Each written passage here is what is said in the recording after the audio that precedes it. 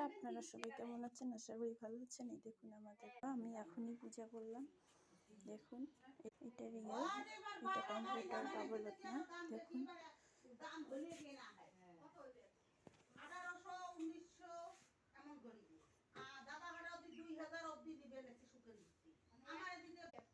দেখে কেমন হচ্ছে সবাই কমেন্ট করে জানাবেন।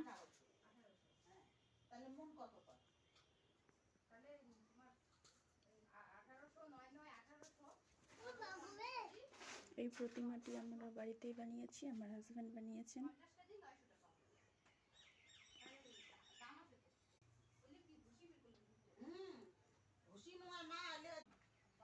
দেখুন কত সুন্দর মায়ের মুখটা, অবশ্যই কমেন্টে জানাবেন।